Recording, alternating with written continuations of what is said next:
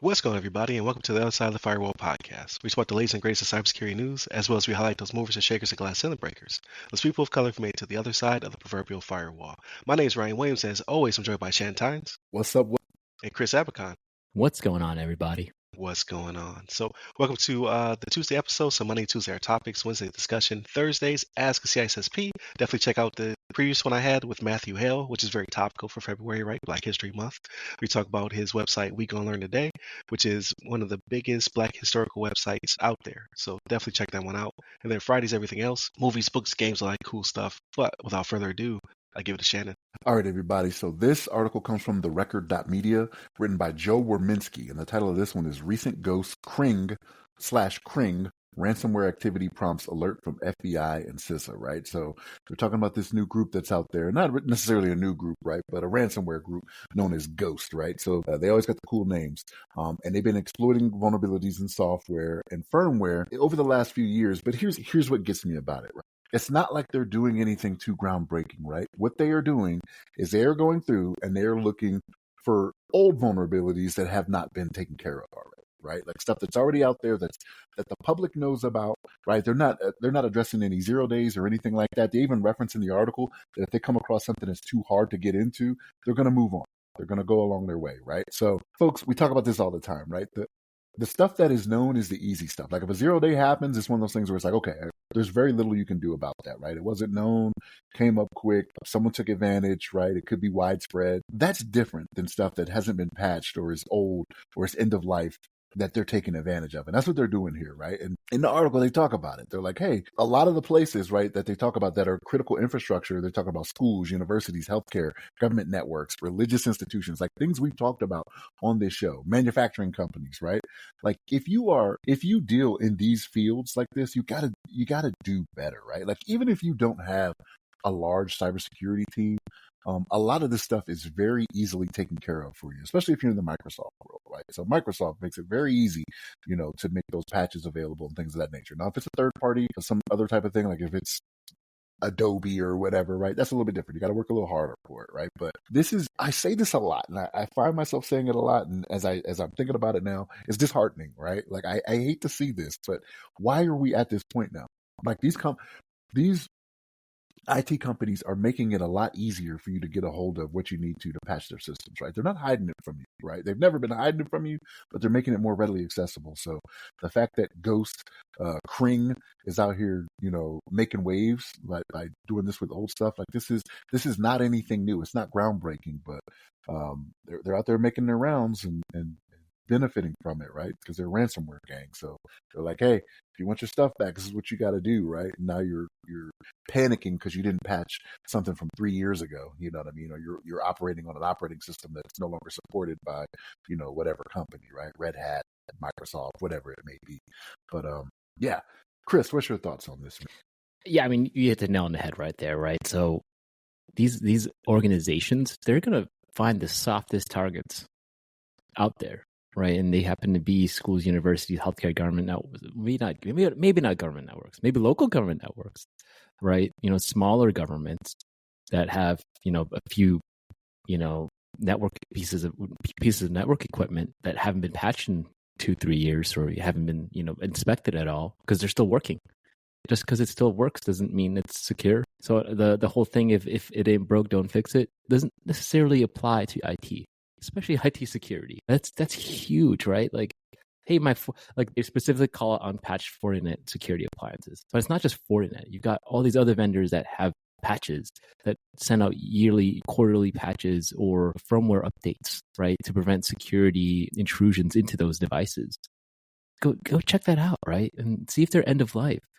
If they're end of life, do your best to allocate resources to get that replaced, right? I know, I think Cisco, what was it, during COVID, right? It was almost impossible to get a hold of a Cisco device, right? Because of, the chip shortage and stuff like that. You know what? Like months of waiting, months, yeah. Right? I mean, specifically for bigger organization, I understand. But if you're a small organization, small, medium-sized business, what's it do? Go get yourself a Juniper router. Just go ahead. I mean, pretty much the same iOS, right? I'm not sponsored by Juniper, right? That's what I'm saying. Right, you over here. or Ubiquiti or whoever else. But yeah, check out different vendors. Like you got to make sure that your devices are up to date. It's the simple things where, and they even call out Adobe's Cold Fusion attacks for servers running Cold Fusion from Adobe, or Exchange servers still exposed to the proxy shell attack. Right, that stuff was patched long ago. But the fact is, these hackers they work from they don't care. They're spraying as much as possible. They're spraying and praying, and if somebody bites, right, it's like they're fishing. They're fishing for ransomware, and unfortunately, the organizations out there that aren't secure, they're getting caught, right? They're using common tools, according to the article, like Cobalt Strike and Mimikatz. That blew up. I was like, yeah, like Mimikatz. Mimikatz. Well, remember Mimikatz? it still works. Cobalt Strike. I mean, it's standard, right?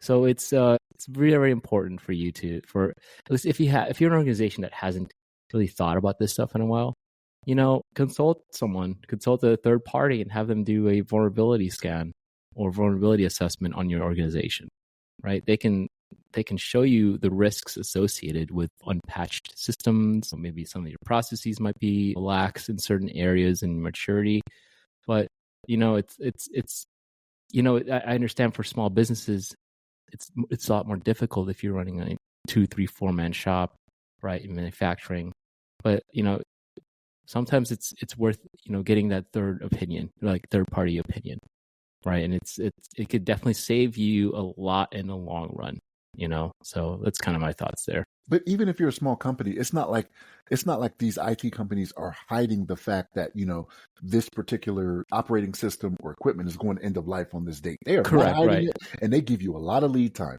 going into it. They're not like, hey, a week from now, we're no longer supporting Windows 10 or whatever it may be. Right. A ways out. Yeah, and first off, I think if you're a small organization, start out with a asset inventory. Take an inventory of everything you've got, and just cross-reference that inventory to the internet. And I promise you might find something that's out of end of life. It's completely possible, but it's as simple as that, right? Like what's the serial number of this?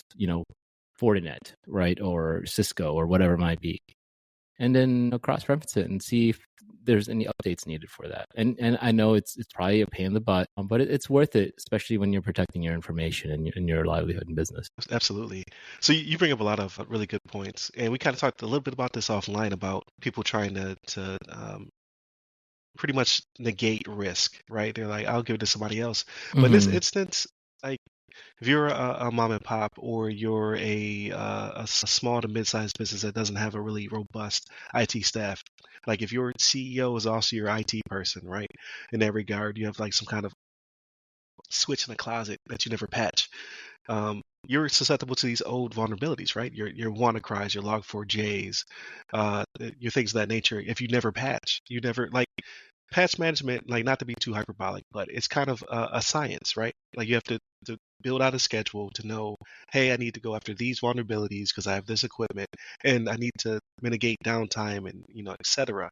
Like, these are processes, and if you don't have time for these processes because you're too busy doing biz dev or what have you, then you need to migrate to the cloud. It's not the all be all savior of all cybersecurity, but at least you fall within a shared responsibility model at that point, where you take some of the burden off of you, and then you can hire someone or stretch yourself to take care of your portion of the shared responsibility. Having some protection is better than having no protection.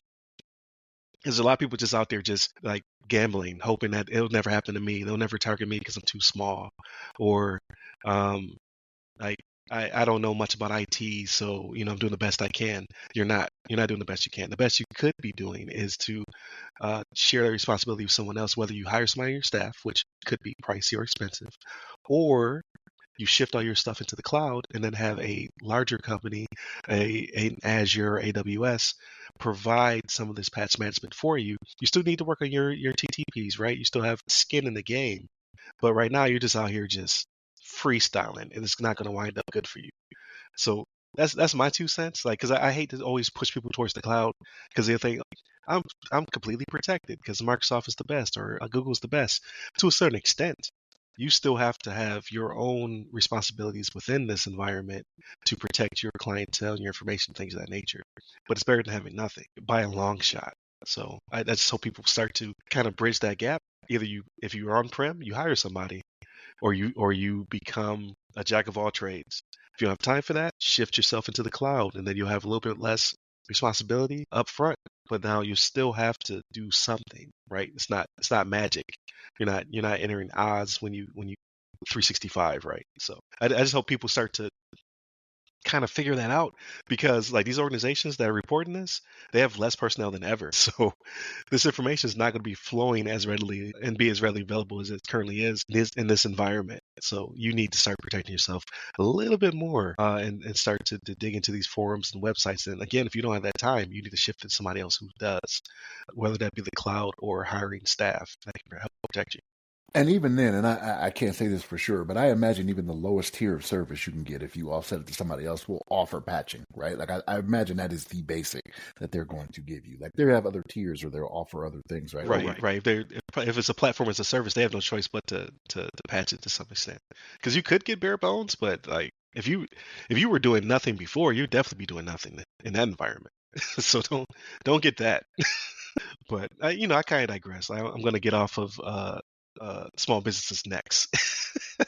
Because We love I our get small it. businesses. I get it. It's tough out there. Yeah, it's tough out there. But at the bare minimum, make yourself a harder target than your peers. So do something, regardless of what you're doing out there. Like, don't feel so overwhelmed that you do nothing at all, because you're going to get rolled over. It's going to be bad for you. So definitely continue to hit all the websites that go by our name. You can hit me up personally at RyRy Security Guy. That's RYRY Security Guy. You can find me pretty much on all the platforms, but I'm most active on LinkedIn. Where can they find you, Chris? You can find me on LinkedIn under my name, Chris Abacon. Last name spelled A Bacon. There it is. Stay safe. Stay secure.